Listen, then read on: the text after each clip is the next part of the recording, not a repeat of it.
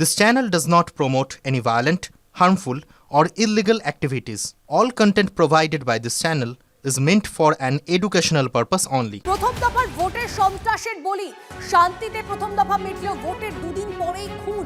আসানসোলে আবাসনে ঢুকে কংগ্রেস সমর্থককে পিটিয়ে খুন। কংগ্রেসকে ভোট দেওয়ায় খুনের অভিযোগ তৃণমূলের বিরুদ্ধে। তৃণমূল কাউন্সিলরের নেতৃত্বে খুনের অভিযোগ কংগ্রেসের। আসানসোলে কংগ্রেস কর্মী খুনে কমিশনের রিপোর্ট দিয়েছেন ডিইও। রাজনৈতিক কারণে নয়, ব্যক্তিগত আক্রোশের কারণেই খুন। নির্বাচন কমিশনে রিপোর্ট পাঠালেন জেলা নির্বাচনী আধিকারিক।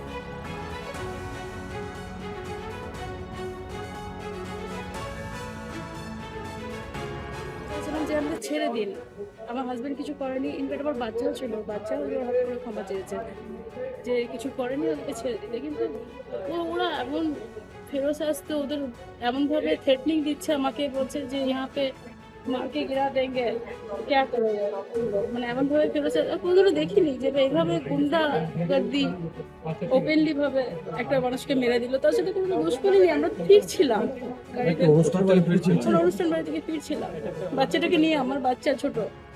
কারা করেছে এটা, কি হয়েছিল, কারা করেছে সেটার জন্যই তো চেষ্টা করছে। ওনার নাম দেবদীপ চ্যাটার্জি। ওনার বাড়িতে এক বৃদ্ধ বাবা আছে, হাঁটাচলাও করতে পারে না। একটি 6-7 পড়া ছেলে আছে আর স্ত্রী, আর কেউ নেই। ওনাকে মারার কারণ যেহেতু নব অনন্যা কমপ্লেক্স পুরোপুরিভাবে এতদিন তৃণমূলের শোষণের জালে ছিল। এইবার প্রথম তৃণমূলের শোষণের জাল থেকে বেরিয়ে আমি যেহেতু কংগ্রেস প্রার্থী, তাই আমার সমর্থন করেছে নব অনন্যা। এবং মন্ত্রী থেকে শুরু করে অন্য কোনো রাজনৈতিক দল ওখানে মিটিংও করার স্কোপ পায়নি। তারই রাগের বহিঃপ্রকাশ। এই ভিডিও ফুটেজে যাদেরকে স্পষ্ট দেখা যাচ্ছে তাদেরকে অবিলম্বে গ্রেপ্তার করতে হবে। পুলিশে ডিউটি আছে এনকোয়ারি করে দেখে এই যে কংগ্রেস যে অভিযোগ জানিয়েছে এই সেই আছে কি না এই দেখার ডিউটি পুলিশে। আর আমি যত বলতে পারে এইরকম ঘটনা আজ পর্যন্ত আসানসোলে হয়নি। একটা ভোট দিয়েছি বলে মেরে দেবে? হ্যাঁ, এই কংগ্রেসে একটু ড্রামা আছে কিছু করার, একটু পলিটিক্যাল মুভমেন্ট করার জন্য একটু রাস্তা পাইছেন, এই ছেড়ে আর কিছু।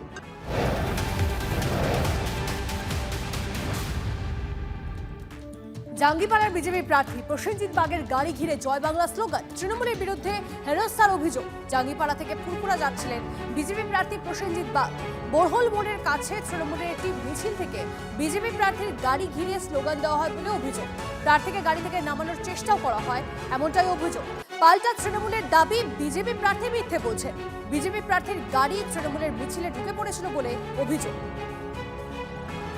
জাঙ্গিপাড়া ঠিক ঢোকার আগে, জাঙ্গিপাড়া বোরল মোড়ের তো 100 মিটার আগে আমি দেখলাম যে পুরো রাস্তাটা জ্যাম করা আছে। তো একটা সাইড দিয়ে আমি যখন ঢুকে গেছি তখন হঠাৎ করে পিছন দিক দিয়ে গাড়ি ঘুরিয়ে আমার পিছনে লাগিয়ে দিয়ে পুরো জ্যাম করে দেয়া হলো। না আমি আগে যেতে পারবো, না আমি পিছিয়ে যেতে পারবো। তারপরেই কোথা থেকে হঠাৎ করে কিছু আননোন ফেস, কিছু নোন ফেস, চেনা মুখ কিছু আছে আর কিছু অপরিচিত মুখটা সবার থেকে বেশি, হঠাৎ করে এসে পুরো গাড়ি ঘিরে ধরলো।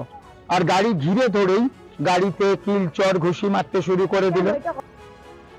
গাড়ির মধ্যে থাকা অবস্থায় উনি বাইরে বেরিয়ে আসেন, সেখানে একটি সিন ক্রিয়েট করতে থাকেন উনি, এবং ওনাকে আমাদের দলের লোকেরা ওনাকে বলে বুঝিয়ে যে দাদা আপনি আস্তে আস্তে আপনাকে বার করে দিচ্ছি। আমাদের বিধায়কও বলে দিয়েছিলেন। বাড়ি ফিরতে তৃণমূল নেতাকে বেধড়ক মারধরের অভিযোগ। জনরোষের মুখে তৃণমূল নেতা অহিদুল ইসলাম। ভাঙড় 2 নম্বর ব্লকের চালতাবেড়িয়ায় উত্তেজনা। ভোট ঘোষণার পর ভাঙড়ের বামুনিয়ায় বোমা বিস্ফোরণ হয়। সেই ঘটনায় নিহত হন একজন, আহত হয়েছিলেন বেশ কয়েকজন।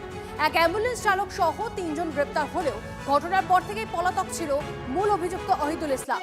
ভোটের আগে এলাকায় ঢুকতেই জনরোষের মুখে তৃণমূল নেতা। নির্বাচন প্রচার একটা সভা হচ্ছিল, সেই সভা চলাকালীনই আমার কাছে একটা ফোন যায়। ফোন গেলে আমি তুরন্ত আসি, এসে দেখি অদুলকে গ্রামের মানুষ সবাই মিলে তাকে মারধর করে। তারপর আমি অদুলকে জিজ্ঞাসা করি যে ভাই তোমাকে কে মেরেছে? অদুল তখন বলছে যে আমাকে কে মেরেছে আমি চিনতে পারিনি, আমি বুঝতে পারিনি, রাতের অন্ধকারে কে মেরেছে না মেরেছে আমি জানি না। প্রশ্ন আমার এখানে থেকে যায় যে শুনছিলাম পুলিশ নাকি ওকে খুঁজে পাচ্ছিল না, তো তাহলে ওইদুল গ্রামে আসলো কি করে? এটা হলো আমার প্রশ্ন থেকে যায়। আর গ্রামের মানুষ তাকে পেলেও করতে থাকে।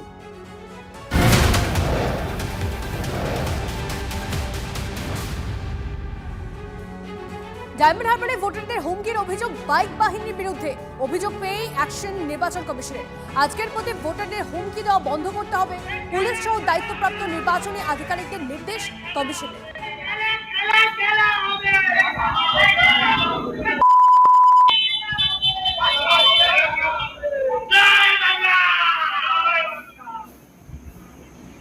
এই বাইক বাহিনীর একটা ঘটনা আপনি শুনলেন, যদি আগের স্থিতি থাকতো তাহলে এখন কয়েকশো ঘটনা শুনতেন। সেই কারণে ঘটনা প্রবাহ অনেক কমেছে, কিন্তু এখনো বেশ কিছু মস্তান এখনো তারা দাপিয়ে বেড়ানোর চেষ্টা করছে, কিন্তু এখন হতাশ হয়ে শেষ পর্যন্ত হুমকি ইত্যাদি দেওয়ার কাজ শুরু করেছে। ডায়মন্ড হারবারে যেহেতু অভিষেক ব্যানার্জির এখানে একটা সাম্রাজ্য, পুরোপুরি মস্তান দিয়ে ভয় দেখিয়ে ভোট করানোর রাজনীতি, এখানে অধিকাংশ মানুষ ভোটই দিতে পারে না। যে অভিষেক ব্যানার্জির গুন্ডা বাহিনীকে উপেক্ষা করেও তারা ভোট দেবে। মনে করি কিছু পুলিশ আধিকারিককে হাত করে ওরা যে কাজ করছে তাতে বেশিক্ষণ টিকবে না। আরে গত 5.5 মাস ধরে বাংলাকে হুমকি কে দিয়ে গেছে? বারবার দিয়ে গেছে ইলেকশন কমিশনার বিজেপি। নাম কেটে দেবো, তাড়িয়ে দেবো, ডিটেনশন ক্যাম্প করে দেবো, সমস্ত মানুষকে হুমকি দিয়েছে তো এই বিজেপির এই সব নেতা এবং ইলেকশন কমিশন। আর তারপরে বলে আগে ভোট দিতে পারেনি, এখন ভোট দেবে। আগে 82% ভোট পড়েছে, অঙ্কের হিসাবে যার নাম বাদ দিয়েছে সেটাই হয়ে যাবে এবার 93%। নিশ্চয়ই হবে, কিন্তু আগের রেজাল্টই আবার হবে। আবার বিজেপি হেরে ভূত হয়ে গিয়ে বাড়ি ফেরত যাবে। রাহুল বাবুরা এখানে থাকবেন, অমিত শাহ, নরেন্দ্র মোদী দল বল নিয়ে, ইলেকশন কমিশন নিয়ে তারা আবার দিল্লি পালাবেন।